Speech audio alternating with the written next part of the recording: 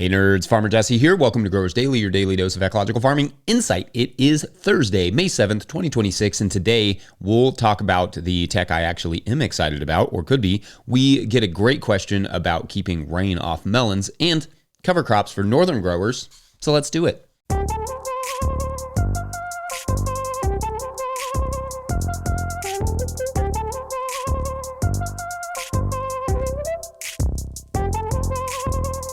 All right, happy Thursday, everyone. How have your all's weeks been so far? Here, it's been reasonably productive, actually. I ended up getting some cover crops laid down yesterday and covered up, and then another section I actually mowed it, and then I covered it up. Both those cover crop sections have tarps on them currently to kill them down, but where the tarps were before I moved them was fairly dry after that rain that we got yesterday, so I got the milpa patch planted to beans, corn, squash, and sunflowers to keep learning about that system for another year. It was honestly my favorite place to visit on the farm last year, so I look forward to that again.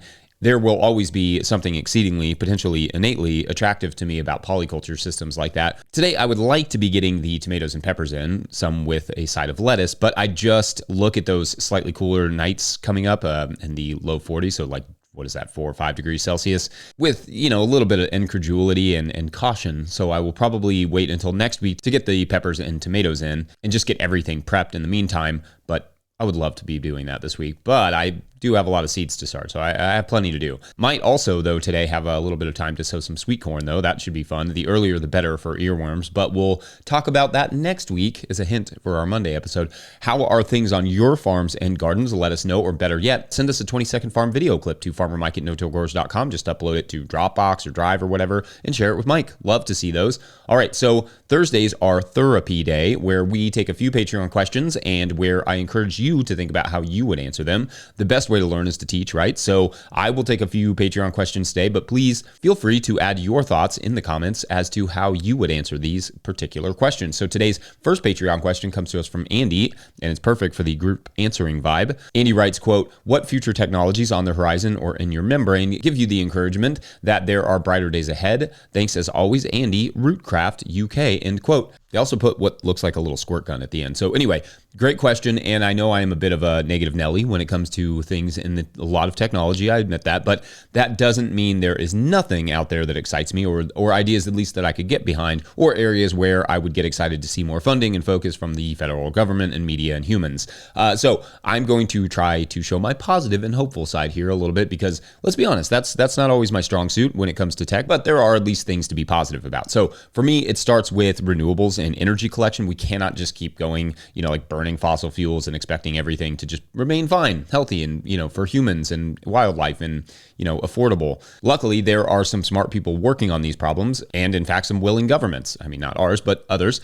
Some of the trends that I like in that space are the hybridization of renewable power plants, where solar and wind are being put on the same site, maximizing that space. You're not just collecting solar, but you're collecting wind and maybe others. I mean, throw in some grazers in there, and that could be a pretty reasonable way to utilize the lost farmland, especially with the increase in efficiency of solar cells and wind turbines themselves that we're starting to really see. To be clear, I think existing buildings, roads, stadiums, parking lots, etc. should be where the majority of renewable energy capture is happening, not farmland, but better use of the farmland that we already have in renewables has my interest piqued.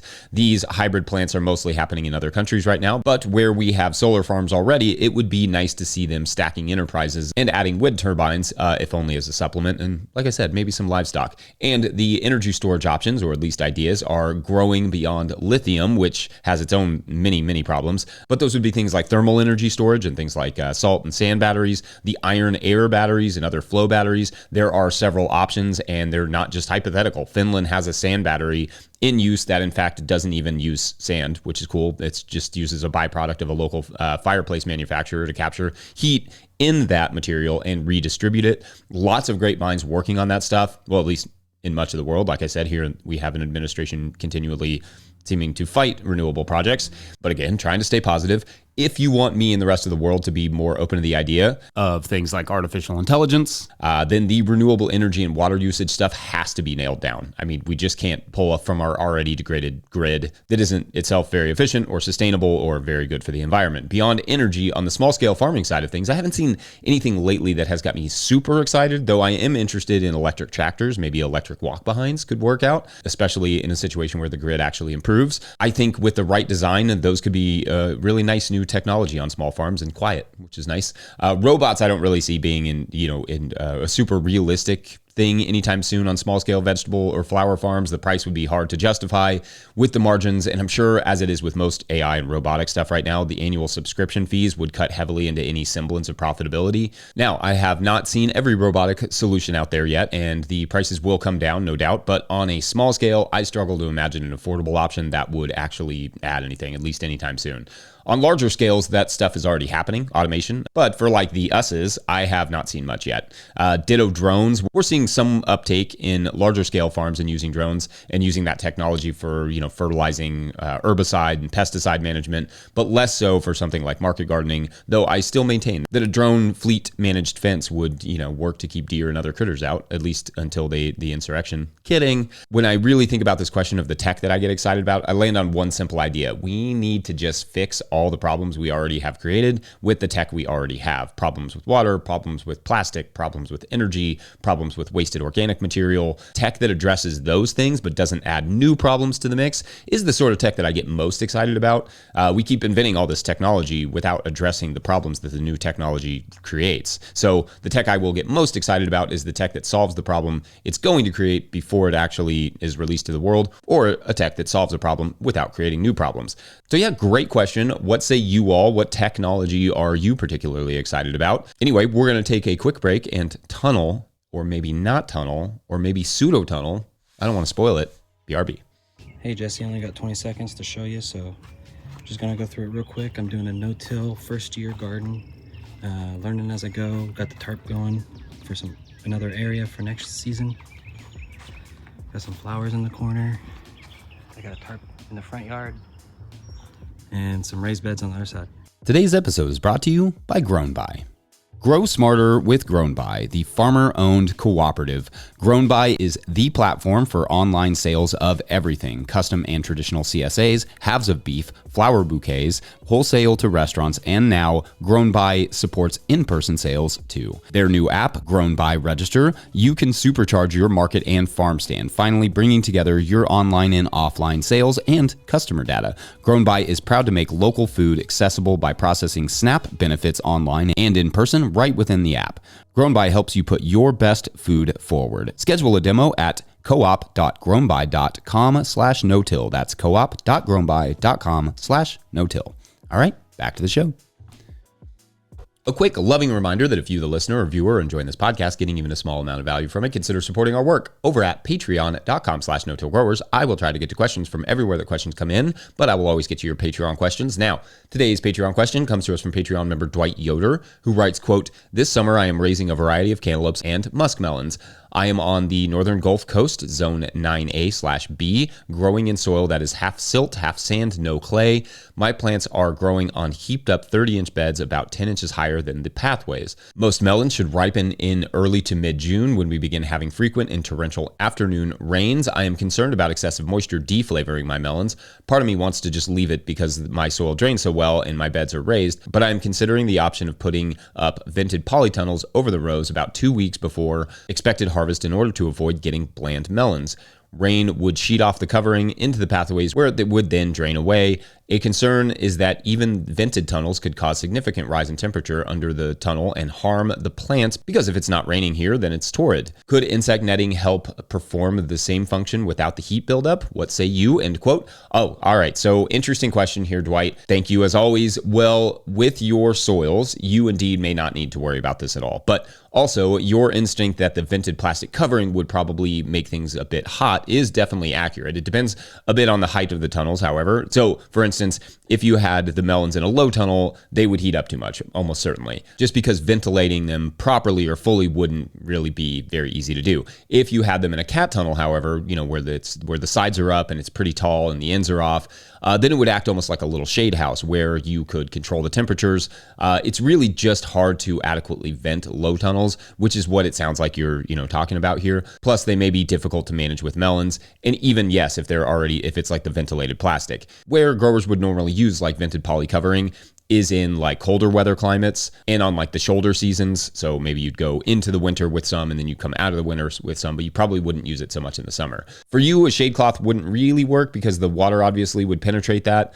Same thing with like row or insect netting, and ditto the heat problem on both of those, of course. For me, the solution, if you decide you want one, is probably something like a mobile cat tunnel. Now, they can be a bit trouble in storms, and I know you all get storms down there, so you would have to lock it down well or take the plastic off in really windy times, but that's going to shed the water best and enable you to control the moisture in a certain area while also not heating it up too much. How much heat will be determined by how open you keep it. Again, removing the ends and opening the sides is the easiest way to keep it from getting too hot, and makes for an area that will be surprisingly cooler than in the field.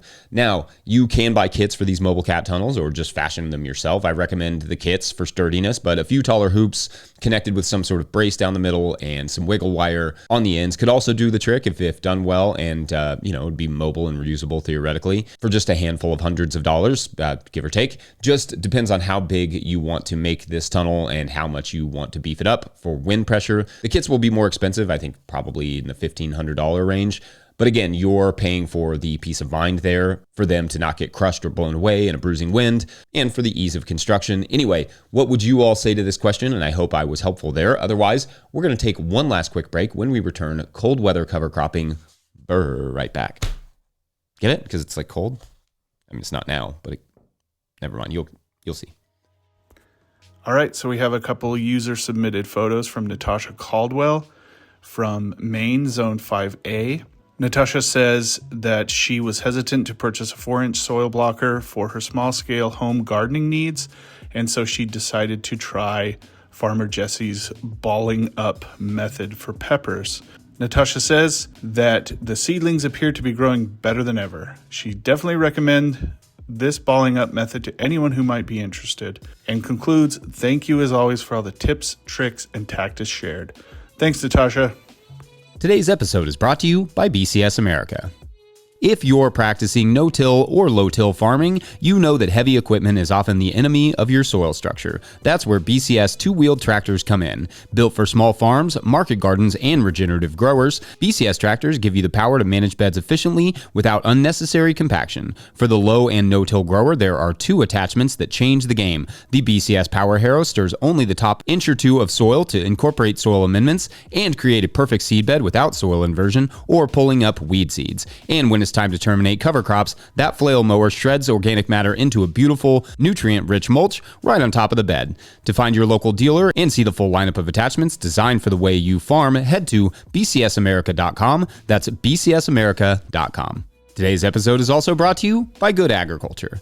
If the season is picking up and the pile of receipts is starting to grow, you're not alone. Good Agriculture handles farm bookkeeping so you can stay ahead of the mess before it piles up. They keep your books organized each month, help you understand what's coming in and what's going out, and show you where your farm stands so you can make better business decisions throughout the season. If you're behind, they'll help get everything caught up. They also help farmers find funding and stay ahead of grant deadlines. You run the farm, they help the business. Learn more at goodagriculture.com/info. That's goodagriculture.com/info. All right, back to the show. All right, our final Patreon question du jour comes to us from Austin at Vital Root Farm, who writes, quote, "Hey Jesse, I'm writing from northern Minnesota, Zone 3A. I find a lot of the recommendations and information around cover crops are understandably geared more towards climates and zones where something can be grown in the field year-round or nearly so, even if it's hardly growing but still alive. Your talk of planting in the field soon has me super jealous." This was obviously back in March. On an average year, our field soil will be frozen solid until late April, and we're seeing hard freezes and snow by mid to late October. Could you please do a segment on what a season of cover crops would look like in a zone like mine, where the growing season is relatively quick and beds sit frozen solid from November to April? Thanks, end quote. All right, so this is a great question. I have told this story before about a few years ago when I went to North Dakota, around now, and it was like, I think in early May, and it was fully 1 month, if not more, behind where we were at the time here in Kentucky, quite a bit south of them. The snow had all just melted and people were, like starting their disking or planting or whatever. And I asked those growers about cover cropping and why they didn't do more of it. And they said, well, if we cover cropped, it wouldn't survive the winter most likely. And even if it did, it wouldn't mature enough to kill until like August, at which point the season is pretty much on its way out the door. So in a situation like that, where your growing season is barely long enough for one crop, let alone a non-crop, or more accurately for cover crops, a fertilizing crop, how would you incorporate cover crops? So there are a few options. First, if you have the space and can rest areas for a season and take them out of production to refertilize and reinvigorate them with cover crops, then that is an option. Have 1 or 2 plots in the rotation that just get cover cropped, and then maybe a late lettuce or spinach or something like that after that cover crop is done and terminated. Or you could just do that with a handful of beds in each plot and have those in rotation every year. That's probably the easiest way, but you just have to have the space to cover crop a bed for a full year. So in that way, it's probably not the best option. Another potential option, depending on your growing system, is using the pathways for that cover cropping system. What I mean is that you could look at this in several different ways. It could mean sowing the paths to clovers and sort of stuff like that during the growing season. Something like crimson clover will stay relatively low if you sow it early. And then when that crop dies over the winter, it will, put those nutrients in the soil for the crops to use the next year and give you a little light mulch. Or you could have things like living pathways year round with things like white clover that will, I think at least theoretically in your area, come back in the spring. Never, of course, approach perennial cover cropping or, living pathways or that sort of thing lightly. Living pathways require a really good plan and proper equipment. You could get into more complicated management strategies as well, like undersowing cover crops, so that at least for a time, the two are growing together, the cover crop and the cash crop. But this does take some practice. Like, for instance, if you're watching here on YouTube, you can see I was trialing a version of this with broccoli this spring where I undersowed it with Lacey Facilia, crimson clover, and teff right at the time of transplanting. I should have waited a week or two before, sowing this cover crop because some of the broccoli is being taken over at this point. So the idea worked, but I needed to see it in action to figure out how to time it properly. That's where small trials come in handy. And I found where I only sowed Lacey Facilia, it was not quite as competitive as with the broccoli. Another good thing to know. And of course, you can also just not do it and, not do the cover cropping thing and just keep as many living roots in the soil as you possibly can, growing throughout the season, and maybe even undersowing a cover crop here or there to winter kill before those first frosts start to arrive. It sounds like pretty early, which will ultimately terminate that cover crop. Again, crimson clover is great for that, under say like fall brassicas or radicchio or whatever you're planting in the fall. Just give the transplants a few weeks to establish first. Colder regions are complicated in that way, but this is the beauty of farming. Context is everything. Not everyone has the space or season to make cover cropping make sense, and that's fine. It might mean relying more on undersowing and on compost for fertility and soil management, which is fine too. Not cover cropping is not a sin. Cover crops are just a tool in the toolbox. Anyway, what say you all? What has been your experience? Otherwise, therapy day, therapy, it's a perfect Kentucky phrase, is complete. Don't forget, No Till Growers is a nonprofit 501c3, so donations are tax deductible and greatly appreciated. Please make sure to like and subscribe and or follow wherever you're getting this podcast. That is an easy way to help us out as well. Enormous thank you to all of our show sponsors. And if you'd ever like to sponsor the show, you can reach out to Farmer Michelle at notillgrowers.com. Big thanks to Michelle. Big thank you to the No Till Growers Board of Directors. Huge shouts to Willie Breeding for the theme music, Mike Hilbert for the production help and editing, and my wife Hannah for absolutely everything in the world. Also, shouts to Epidemic Sound for the background music that you can hear.